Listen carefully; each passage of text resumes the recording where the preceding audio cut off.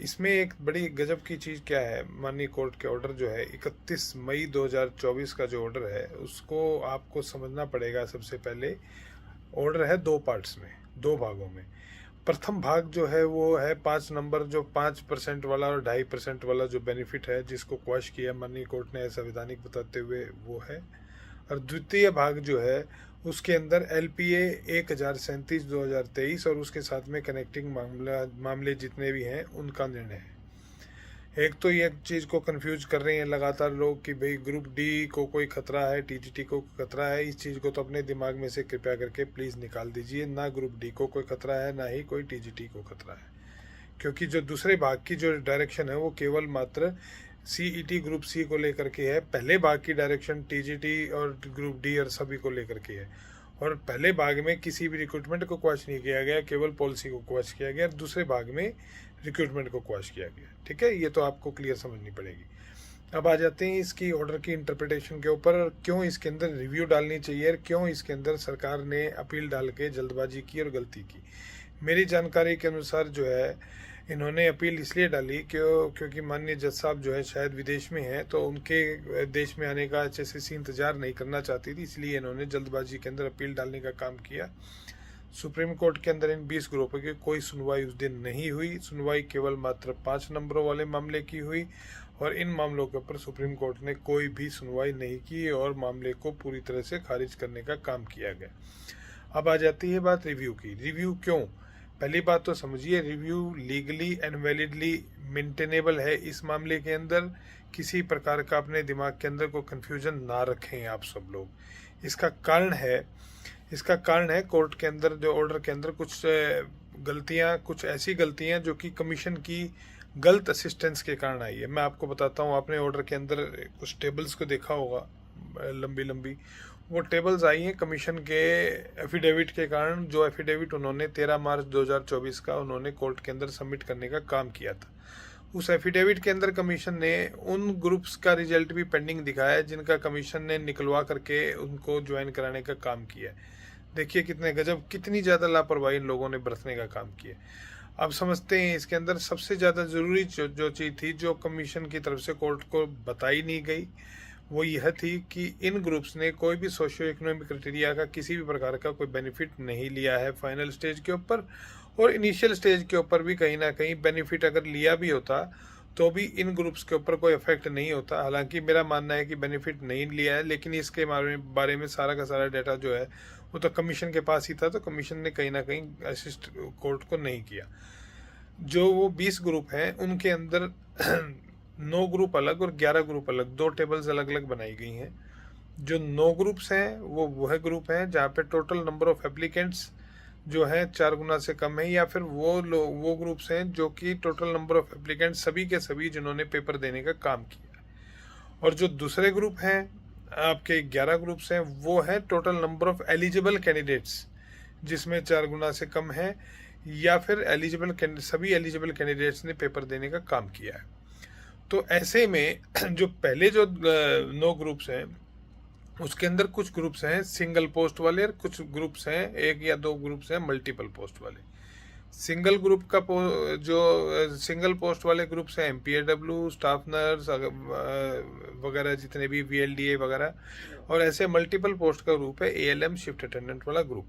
अब ALM shift attendant वाले group में भी मोर और लेस 3 ही पोस्टें हैं, क्योंकि ALM की पोस्टें अलग अलग यूटिलिटी में उसमें बांटी गई हैं, तो ऐसे में उसको भी सिंगल पोस्ट ही ग्रुप माना जाए। 3 ग्रुप पोस्ट है उसके अंदर, ALM शिफ्ट अटेंडेंट और एक प्लांट अटेंडेंट वगैरह, 2-3 तरह की अलग अलग प्रकार की छोटी मोटी पोस्टें हैं।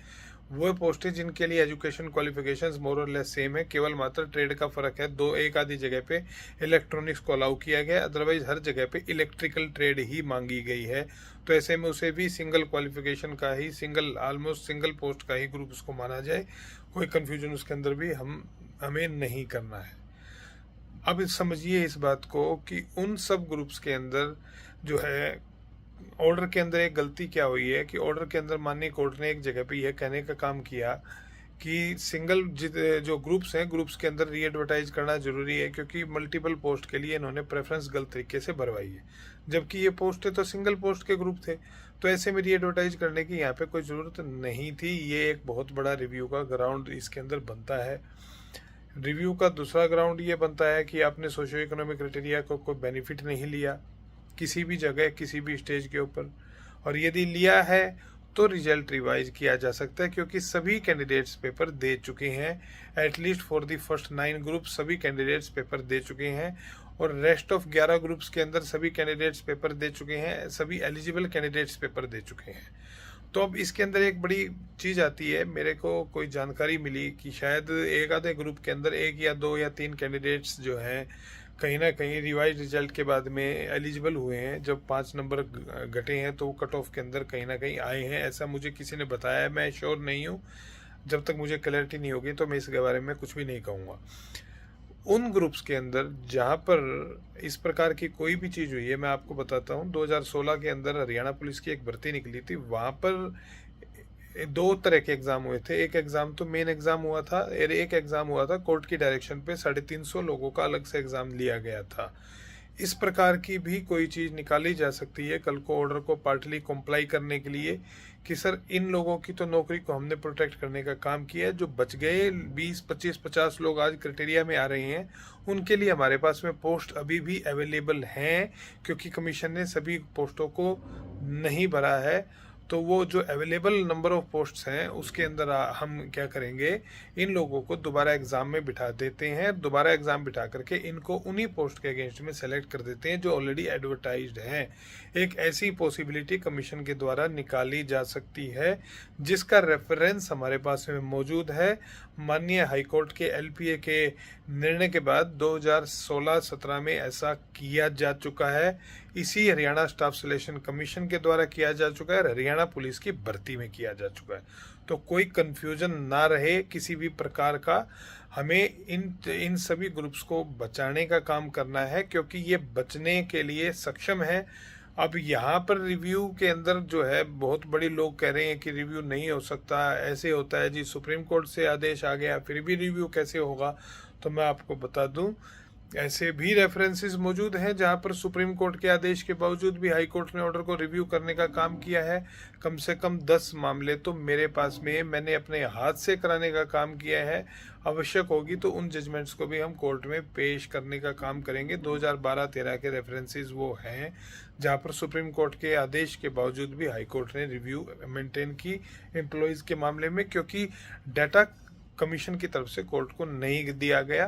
तो हम क्या कर रहे हैं, हम ये कर रहे हैं एक कॉम्प्रिहेंसिव डाटा सभी ग्रुप्स का अलग अलग बनाने का काम कर रहे हैं। सभी ग्रुप्स की अलग अलग हम जो है रिव्यू बनाने का काम कर रहे हैं। सभी ग्रुप्स के अंदर अलग अलग ग्राउंड्स के ऊपर हम कोर्ट में जा रहे हैं। कहीं कुछ समझ चीज़ है, कहीं कुछ चीज़ है। कुछ तो ग्रुप्स ऐसे हैं जहाँ पे टोटल नंबर ऑफ पोस्ट से भी कम जो है कैंडिडेट्स जो है कहीं ना कहीं एलिजिबल पाए गए हैं।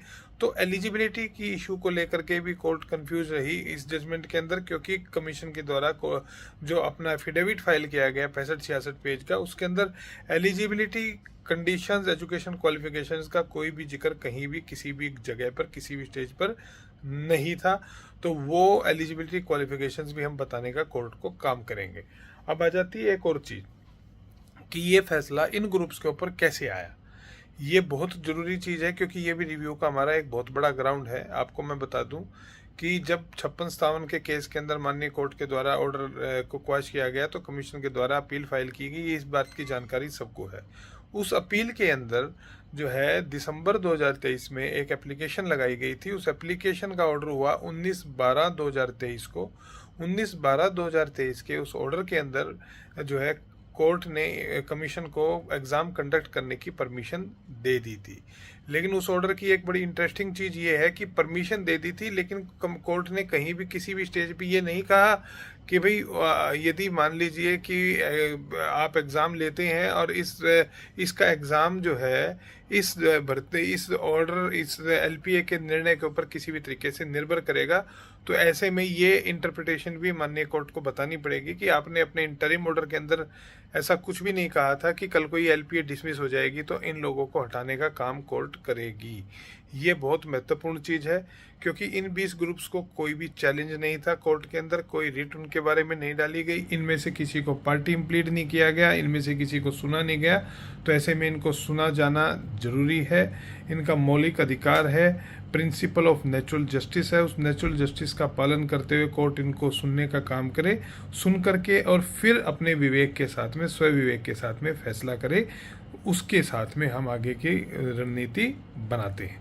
तो इस प्रकार से हमें इनको बचाना है, इन सभी ग्रुप्स को। कोई भी साथी प्लीज़ चिंता न करे, डिप्रेशन में ना जाए, आप सबकी नौकरी बच सकती है और बचेगी और बचाएंगे, चाहे हमें कुछ भी करना पड़े, हमें चाहे कमीशन में जाके बैठना पड़े, उनके कानूनी अधिकारियों के साथ में बैठना पड़े, बैठ करके इनके साथ में मीटिंग्स करनी पड़े, ज्वाइंट एप्लीकेशंस फाइल करनी पड़े, हमें कुछ भी करना हुआ वो करेंगे, लेकिन आपकी नौकरियों को बचाएंगे। चिंता मत करें। धन्यवाद साथियों।